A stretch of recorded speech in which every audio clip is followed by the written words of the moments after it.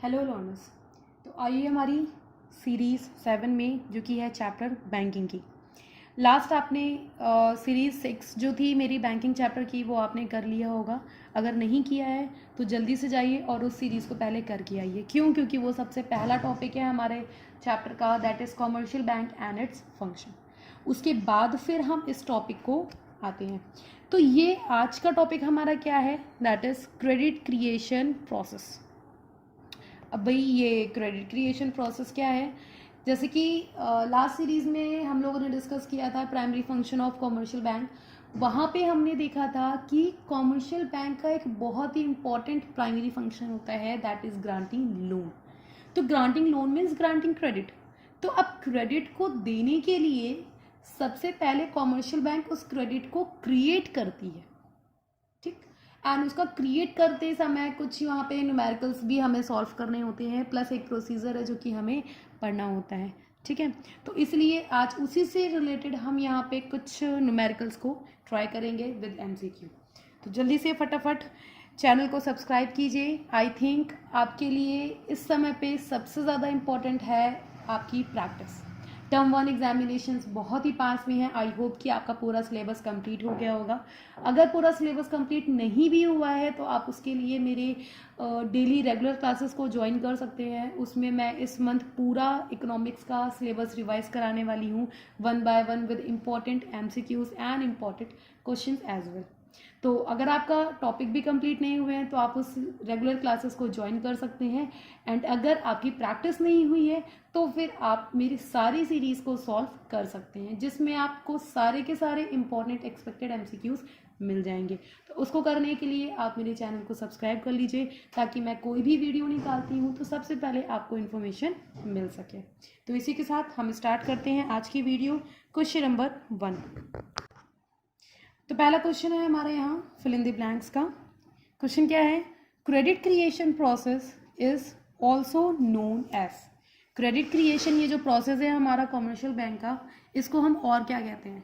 तो एक्चुअली में सबसे पहले आपको याद करना चाहिए इसका अल्टरनेटिव नेम, क्योंकि अगर आपको अल्टरनेटिव नेम ही नहीं पता होगा और आगे कहीं भी वो अल्टरनेटिव नेम यूज़ हो गया तो आप समझ ही नहीं पाएंगे, जिसकी वजह से आप अपना आता हुआ टॉपिक भी गलत कर सकते हैं। इसलिए क्रेडिट क्रिएशन प्रोसेस को हम क्या कहते हैं? Money multiplier. That is credit multiplier बोलिए या फिर मनी मल्टीप्लायर। ऐसा क्यों?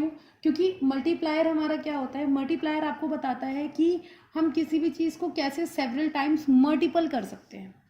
और यहाँ पे भी यही होता है। हमारी जो कॉमर्शियल बैंक होती है इसके पास एक्चुअली ये जितना लोन पर डे के हिसाब से देती है, क्या इतना पैसा इसके पास अवेलेबल होता है?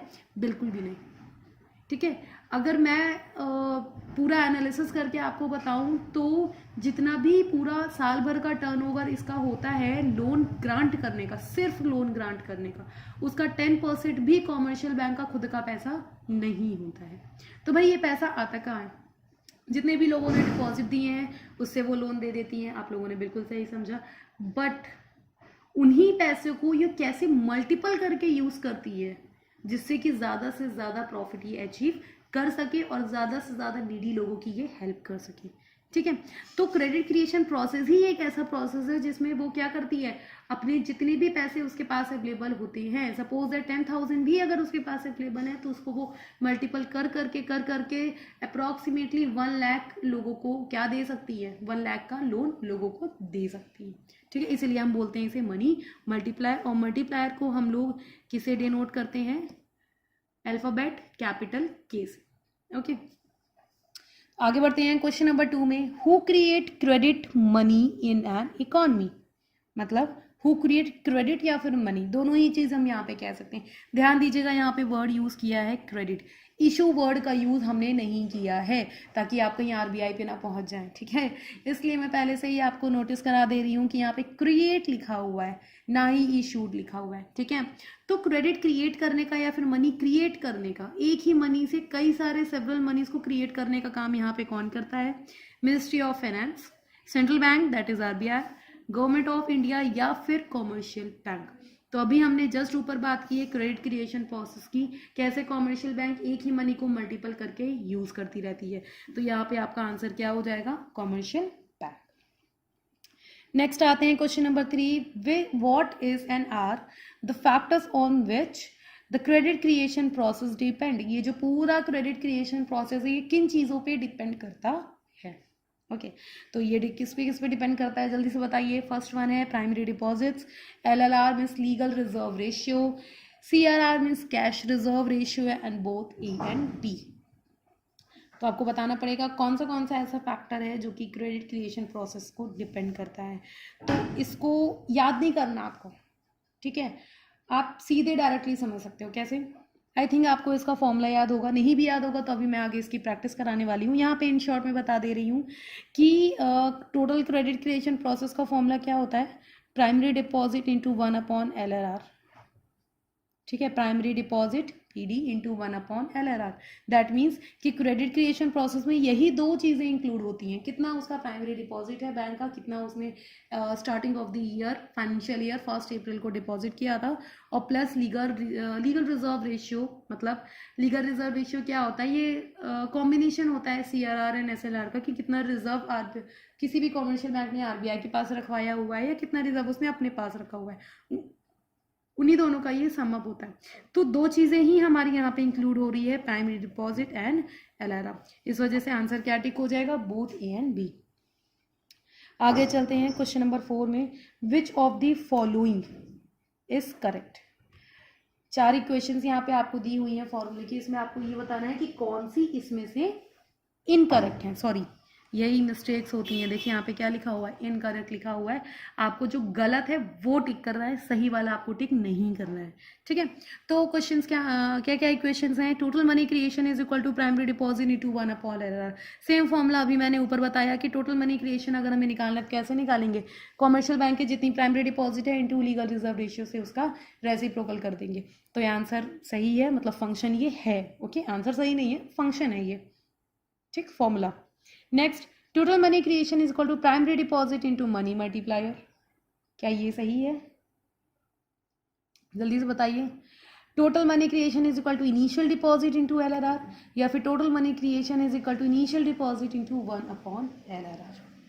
थोड़ा सा कंफ्यूजन है, आई कैन अंडरस्टैंड। थोड़ा सा आपको एक्स्ट्रा माइंड का यूज़ करना पड़ेगा जिससे आपको ये आंसर टिक करना है।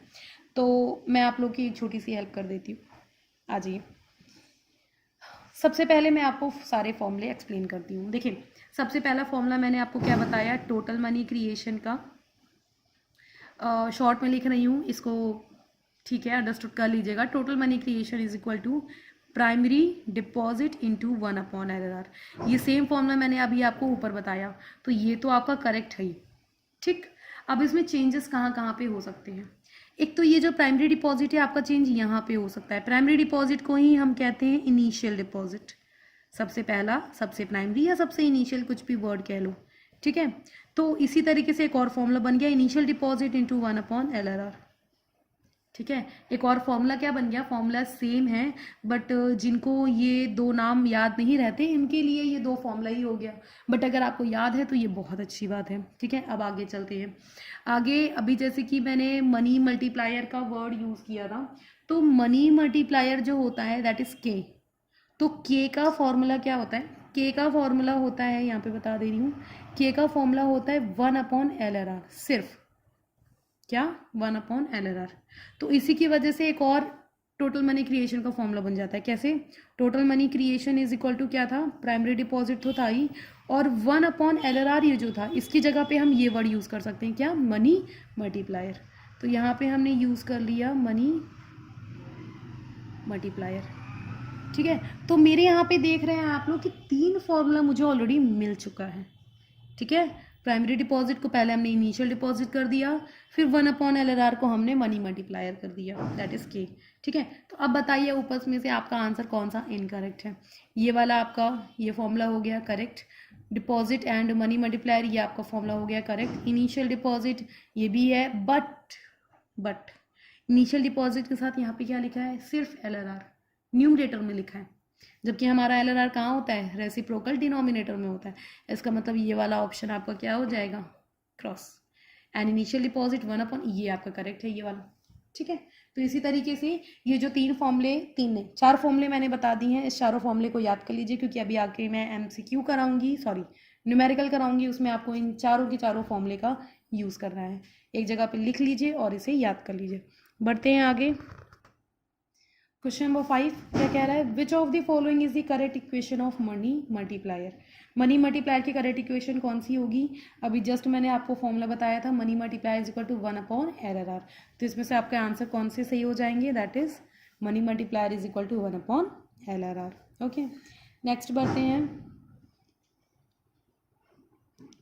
क्वेश्चन नंबर 6 क्या कह रहा है, if the initial deposit is 800, अगर इनिशियल डिपॉजिट हमारा 800 है and LRR is 25%, so find its total money creation. Okay, numerical है, फटाफट से कॉपी उठा लीजिए, एक पेन या पेंसिल कुछ भी उठा लीजिए एंड लगाना शुरू हो जाइए। फॉर्मूले ऑलरेडी मैं आप लोगों को बता चुकी हूँ। ऑप्शंस क्या क्या अवेलेबल हैं? 4200, 3200, 2300 एंड 200। ओके, सो जल्दी से सॉल्व करिए, मुझे बताइए, उसके बाद फिर मैं आपको आंसर बताऊंगी।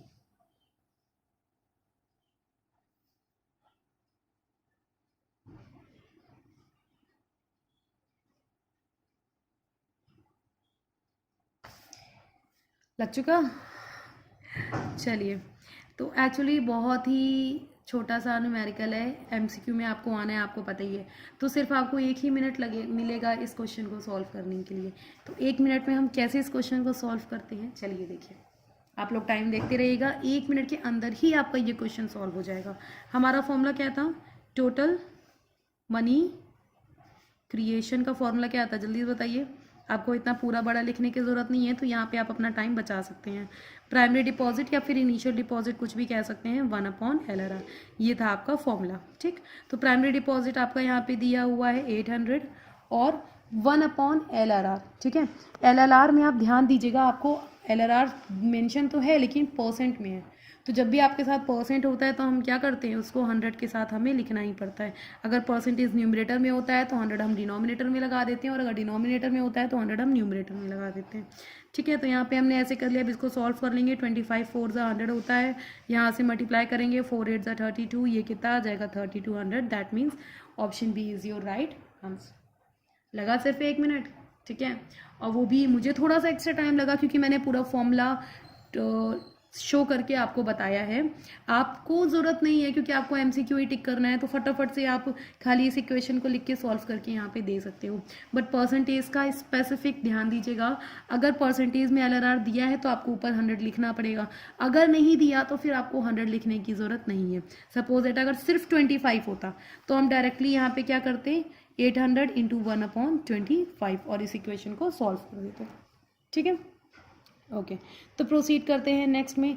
What is the value of money multiplier if LRR is 20%? Money multiplier कितना होगा अगर LRR 20% है? ऑप्शन यहाँ पे अवेलेबल है 0.5, 2, 5 एंड 0.2। आपको दिख रहा होगा ऑप्शन बहुत ही ज़्यादा क्लोज्ड है, एक दूसरे से क्लोज रिलेटेड है, इसलिए बहुत ध्यान से आपको आंसर टिक करना पड़ेगा। जल्दी से मुझे आंसर बताइए क्या होगा। What is the value of money multiplier? Formula मैंने बताया था, money multiplier that means K is equal to 1/LRR। तो यहाँ पे आंसर क्या हो जाएगा? अब LRR सबसे पहले नोटिस करिए कि आई होप आंसर आपका आ ही गया होगा। तो यहाँ पे देखिए मैंने सॉल्व कर दिया है, जैसे कि हमारा फॉर्मूला है money multiply is equal to 1/LRR is equal to, अब क्योंकि देखिए सबसे पहले फोकस करिए कि ये परसेंटेज में है या नहीं। Yes it is in percentage, तो आपको ऊपर क्या लगाना पड़ेगा? 100। तो 100/20 कर दिया, इसको डिवाइड किया, आंसर हमारा क्या आ गया? 5। तो आंसर आप टिक कर दीजिए 5। ठीक है, अब यही अगर आप परसेंटेज पे फोकस नहीं करते तो आपका आंसर क्या आ जाता? 0.5, और आप वही टिक लगा देते। ठीक है, तो इसलिए थोड़ा सा ध्यान देके आपको क्वेश्चन को सॉल्व करना होगा, कहीं कहीं पे हमारे क्वेश्चंस फंस भी जाते हैं। ठीक है, नेक्स्ट आते हैं हम क्वेश्चन नंबर 8 में। If CRR is 5% and SLR is 20%, then money multiplier is. CRR 5 है, SLR 20% है, तो मनी मल्टीप्लायर कितना होगा? ठीक है, थोड़ा सा टेढ़ा क्वेश्चन है, इसको हम सॉल्व करेंगे। अब देखिए डायरेक्टली हमारा ऐसा कोई भी फॉर्मूला नहीं है जिससे हम मनी मल्टीप्लायर को निकाल सकें, ठीक है। तो हमें सबसे पहले तो ये मेमोराइज करना पड़ेगा कि हमारा मनी मल्टीप्लायर का फॉर्मूला था क्या। तो मनी मल्टीप्लायर का फॉर्मूला था K is equal to 1/LRR। अब भाई LRR कहाँ से लेके आए? LRR निकालने के लिए मैंने LRR की आपको डेफिनेशन बताई थी, it is the sum of CRR and SLR। तो अगर मैं LRR की बात करूं तो LRR कितना आ जाएगा? CRR है 5% और SLR है आपका 20%, दैट मीन्स ये कितना आ जाएगा? 25%। तो यहाँ पे आंसर निकाल लीजिए। अब क्योंकि परसेंटेज में है तो ऊपर 100 ज़रूर लगा दीजिएगा। तो 100/25, ओके, यस, 100/25, ठीक है। तो 25 से हम डिवाइड करेंगे, आंसर हमारा क्या आएगा? 4। तो अब आपका आंसर क्या हो गया? 4, ठीक है। And one thing should be remember, यहाँ पे ये ध्यान दीजिएगा कि अगर आप परसेंटेज लगा के क्वेश्चन को सॉल्व करते हो, ठीक है, तो आपका आंसर भी क्या आएगा? परसेंटेज में आएगा, ठीक है। नहीं करते हो तो नहीं आएगा। बट आपको क्वेश्चन के साथ साथ ऑप्शंस भी देखने पड़ेंगे कि आपके ऑप्शंस जो है वो किस यूनिट में अवेलेबल हैं, कोई यूनिट है या फिर नहीं है, ठीक है। तो डायरेक्टली हमने क्या किया, 4 आया हमारा, परसेंटेज के हिसाब से हमारा ऑप्शन हो जाएगा 4%, ठीक है। इसको हम ऐसे भी सॉल्व कर सकते थे, कैसे? अब क्योंकि परसेंटेज में हमें है ऑलरेडी, ऑप्शंस हमारे पास क्या है? परसेंटेज में है, ठीक है। तो जब हम 100 एक्चुअली लगा देते हैं तो हमारा परसेंटेज हट जाता है। समझ आ रहा है आपको? ध्यान से फोकस करके सॉल्व करिए कि अगर हम 100 को लगा देते हैं तो हमारा परसेंटेज क्या हो जाता है? हट जाता है। बट इस न्यूमेरिकल में सारे के सारे परसेंटेज में ही दिए हुए हैं, ठीक। तो वैसे तो मेरा आंसर 4 ही आया, आपका ऑप्शन अगर 4 अवेलेबल है तो you should go with the answer 4, no percentage no unit, क्योंकि मल्टीप्लायर की कोई भी यूनिट नहीं होती, ठीक है। ये भी 1 मार्क्स का ही क्वेश्चन बन गया कि मल्टीप्लायर की कोई यूनिट नहीं होती, ठीक है। लेकिन अब मेरे पास ऑप्शंस अवेलेबल हैं। ये एक्चुअली क्वेश्चन मैंने आपके CBSE के साइट पे देखा, इसलिए मैंने यहाँ पे आपको मेंशन किया है। हो सकता है CBSE आपको थोड़ा सा कंफ्यूज करने के लिए ऐसे क्वेश्चंस बना सकती हैं, बट आपको कंफ्यूज नहीं होना, ठीक है। एट द एंड बहुत बार ऐसे क्वेश्चंस गलत भी हो जाते हैं, क्योंकि आंसर 4 आया है बट हर जगह क्या अवेलेबल है? परसेंटेज। तो अगर परसेंटेज में ही मुझे आंसर निकालना होगा तो मैं फिर यहाँ 100 थोड़ी लिखूंगी, क्योंकि ये तो ऑलरेडी 25% है ही। तो सिर्फ डायरेक्टली मैं क्या कर दूंगी? 1/25। तो हमारा आंसर कितना आ जाएगा? जब 1 से मैं 25 को डिवाइड करूंगी तो 0.25। तो या तो ऑप्शन हमारा 0.25% अवेलेबल होता, बट वो अवेलेबल नहीं है, इसलिए हम मोस्ट परफेक्ट आंसर में जाएंगे 4% पे, ठीक है। तो थोड़ा सा ये ध्यान दे कि आपको मोस्ट अप्रोप्रिएट आंसर को ही टिक करना होगा। नेक्स्ट आ जाइए क्वेश्चन नंबर 9 पे, क्या कह रहा है? Higher the LRR dash will be the credit creation. LRR अगर हायर हुआ तो क्रेडिट क्रिएशन क्या होगा? Higher, constant, lower, no change, ठीक है। तो इसको भी आपको याद करने की जरूरत नहीं है, ये आप फॉर्मूले से कर सकते हो। कैसे? क्रेडिट क्रिएशन का फॉर्मूला क्या होता है? Total credit creation is equal to primary deposit into 1/LRR। आप देख रहे हैं टोटल क्रेडिट क्रिएशन और LRR आपस में क्या है? रेसिप्रोकल है ना। तो रेसिप्रोकल है, इट मीन्स कि इन दोनों के बीच जो रिलेशन होगा वो कैसा होगा? इनवर्स। इनवर्स मतलब अपोजिट। अगर टोटल क्रेडिट क्रिएशन हायर है तो LRR लोअर, अगर LRR लोअर हायर है तो ये लोअर। इनवर्स रिलेशन दोनों के बीच में चलेगा, ठीक है। तो इसलिए अगर LRR हायर हो गया है तो हमारा टोटल क्रेडिट क्रिएशन क्या हो जाएगा? लोअर हो जाएगा, ठीक है। इसी तरह नेक्स्ट क्वेश्चन क्या कह रहा है? Lower the LRR dash will be the money multiplier. अब मनी मल्टीप्लायर और LRR का फॉर्मूला याद करिए, money multiplier is equal to 1/LRR। यहाँ पे भी देखिए इन्वर्स रिलेशन है दोनों के बीच में, तो यहाँ पे इन्वर्स होगा। अगर LRR लोअर है तो आपका मनी मल्टीप्लायर क्या हो जाएगा? हायर हो जाएगा, ठीक है। मतलब यहाँ दोनों ही फॉर्मूले में आपका इन्वर्स रिलेशन चल रहा है, क्योंकि LRR दोनों में ही डिनोमिनेटर साइड है, ठीक है। नेक्स्ट करते हैं question number 11। Calculate LRR if initial deposit is 12,000 crore leads to total money creation 6,000 crore, ठीक है। आंसर क्या होगा? फटाफट से बताइए। मैं सॉल्व कर रही हूँ, आप भी सॉल्व कीजिए, देखते हैं किसका पहले आंसर आता है। ओके, तो total credit creation is equal to primary deposit into 1/LRR। हमारे क्वेश्चन में दिया हुआ है टोटल क्रेडिट क्रिएशन दिया है 6000, प्राइमरी डिपॉजिट दिया है 12000 और LRR नहीं दिया हुआ है। तो LRR अगर हम यहाँ पे लेके जाएंगे तो 6000 से हम उसको रिप्लेस कर सकते हैं, तो 12000 इंटू 1/6000, थर्ड जीरो मैंने कट कर दिया, 6 2 12 कट कर दिया। ठीक है, अब LRR हमारा क्या आएगा, 2 आएगा, बिल्कुल।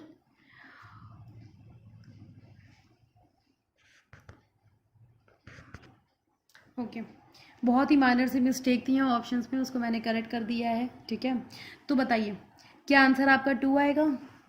ओ, is it not visible. Okay, तो आंसर आपका 2 आएगा, यस 2 तो आएगा, बट आपको ऑप्शंस दिख रहे होंगे कि सारे के सारे परसेंटेज में दिए हुए हैं। ठीक है, तो सबसे पहले इस 2 को आपको परसेंटेज में कन्वर्ट करना पड़ेगा। तो जब किसी भी नंबर को हम परसेंटेज में कन्वर्ट करते हैं तो हम क्या करते हैं, उसको 100 से मल्टीपल। तो आप 2 को जब 100 से मल्टीपल कर देंगे तो डायरेक्टली आपका आंसर कहाँ पहुँच जाएगा, 200 पे। ठीक है, इस चीज़ को ध्यान दीजिएगा। आंसर आपका विदाउट यूनिट ही आएगा तो आप टिक करेंगे, और अगर आपसे परसेंटेज में पूछा हुआ है तो तुरंत आप उसको 100 से मल्टीपल कर दीजिए तो आपका आंसर करेक्ट आ जाएगा। तो आज के न्यूमेरिकल्स यहीं पे ख़त्म होते हैं। इसी तरह के और न्यूमेरिकल्स आप प्रैक्टिस करिए। ठीक है, कोई भी न्यूमेरिकल में प्रॉब्लम आती है तो आप वो मुझसे पूछ सकते हैं।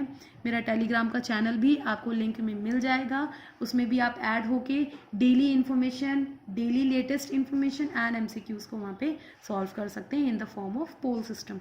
Okay, so keep on study and अपनी तैयारी को और भी स्ट्रॉन्ग करते रहिए, क्योंकि बहुत ही जल्द हमारी CBSE डेट अनाउंस करने वाली है। तो अपनी तैयारी को और भी स्ट्रॉन्ग करिए। 40 आउट ऑफ 40 तो आप ला ही सकते हैं, नहीं भी आया तो 35 के ऊपर तो आप आराम से ला सकते हैं by solving my MCQ series. Thank you so much.